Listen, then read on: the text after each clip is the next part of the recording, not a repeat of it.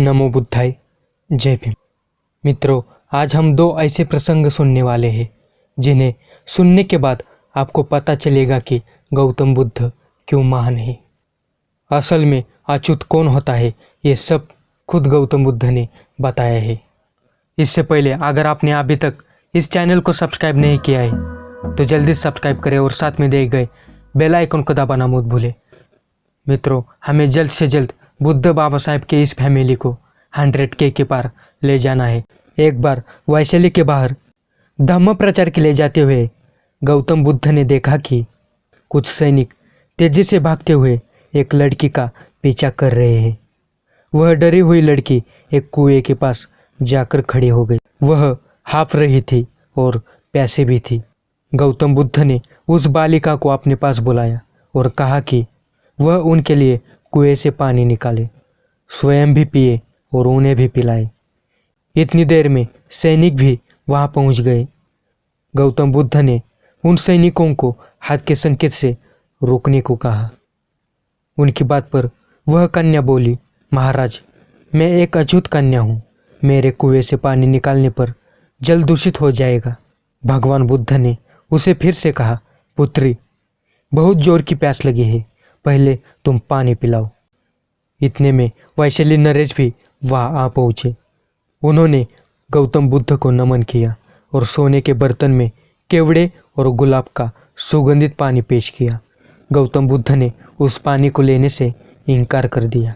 भगवान बुद्ध ने एक बार फिर बालिका से अपनी बात कही। इस बार बालिका ने साहस बटोरकर कुएं से पानी निकालकर स्वयं भी पिया और गौतम बुद्ध को भी पिलाया। पानी पीने के बाद बुद्ध ने बालिका से भय का कारण पूछा। कन्या ने बताया, मुझे राजा के दरबार में गाने का अवसर मिला था। राजा ने मेरा गीत सुन मुझे अपने गले की माला पुरस्कार में दे दी, लेकिन उन्हें किसी ने बताया कि मैं अछूत कन्या हूँ। यह जानते ही उन्होंने अपने सिपाहियों को मुझे कैद खाने में डाल देने का आदेश दिया। मैं किसी तरह उनसे बचकर यहाँ तक पहुँची थी।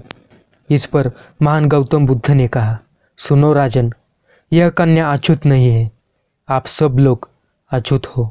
जिस बालिका के मधुर कंठ से निकलते गीत का आपने आनंद उठाया, उसे पुरस्कार दिया, वह अछूत हो ही नहीं सकती। अछूत तो तुम हो। अब दूसरा प्रसंग सुनिए।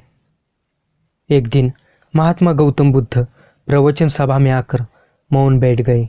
शिष्य समुदाय उनके इस मौन के कारण चिंतित हुए कि कहीं वे अस्वस्थ तो नहीं है। आखिर एक शिष्य ने पूछ ही लिया, भगवान, आप आज इस तरह मौन क्यों हैं? वे नहीं बोले तो दूसरे शिष्य ने फिर पूछा, गुरुदेव, आप स्वस्थ तो हैं?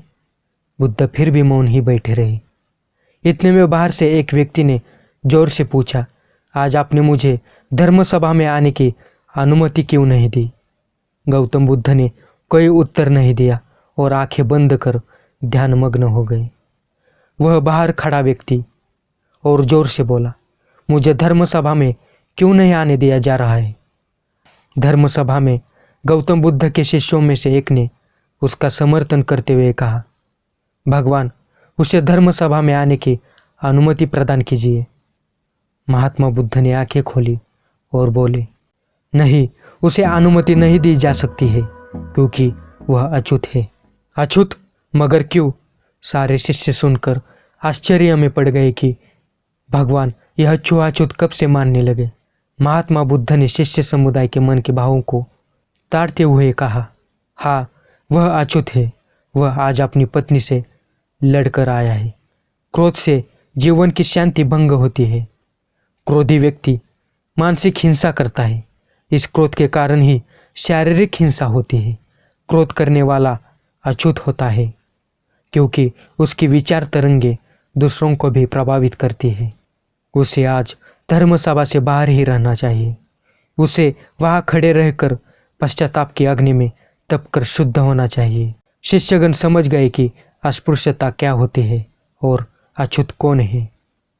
उस व्यक्ति को भी बहुत पश्चाताप हुआ।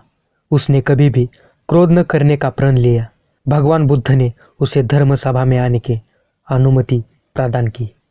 इस तरह मित्रों, अछूत वो होता है जो दूसरों को नीचा दिखाता है, दूसरों पर अन्याय अत्याचार करता है।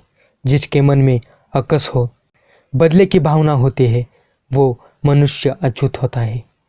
गौतम बुद्ध कहते हैं, कोई भी मनुष्य जन्म से अछूत नहीं होता, बल्कि वो अपने बुरे कर्म से अछूत बनता है। मित्रों, अगर आपको ये वीडियो पसंद आया हो तो इस वीडियो को लाइक कीजिए, ज़्यादा से ज़्यादा शेयर कीजिए, और आपने अभी तक इस चैनल को सब्सक्राइब नहीं किया है तो जल्दी सब्सक्राइब करें और साथ में दिए गए बेल आइकन को दबाना मत भूलें। और आप मेरे काम को सपोर्ट भी कर सकते हैं, पेटीएम के माध्यम से आप मेरे काम को सपोर्ट कर सकते हैं। चलो मिलते हैं अगले वीडियो में। नमो बुद्धाय, जय भीम।